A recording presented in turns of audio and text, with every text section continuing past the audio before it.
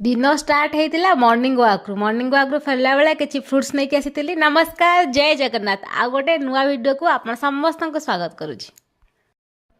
आज खरा बेले मत इच्छा होता खीरी खावा को।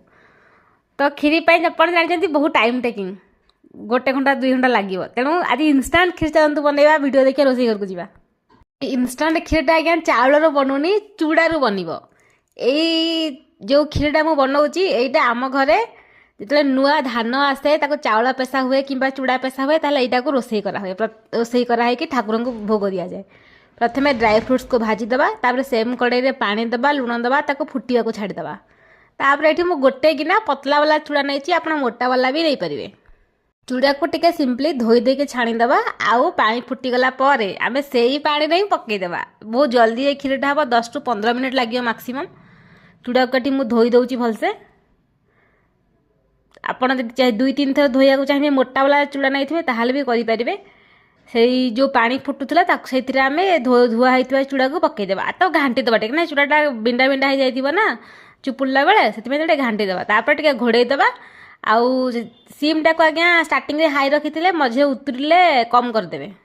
देखिए 5 मिनट पर चूड़ा मेल्ट हो स्टार्ट कर आपड़ ये टाइम क्षीर पकईदे।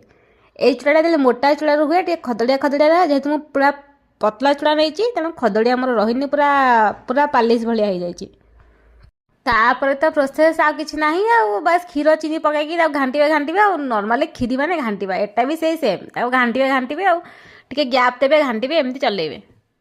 देखिए आपको जी रिक्वायरमेंट पानी रही ड्राए रखा चाहते से अनुसार रखिक ड्राए फ्रुट्स भजा होता ड्राए फ्रुट्स को पकईदे चारिपट जो लगी कड़े बाहर करदे। खीरी आप रेडी। चलतु खाଇବା। खाई कहूँ मुझे केमती लगुच। लास्ट रे घाटी घाटिकी बंद करदे, ठंडा हेले खाइबे। खीरी बनिकी आम रेडी। चलतु टेस्ट करके कहूँ केमती लगुच।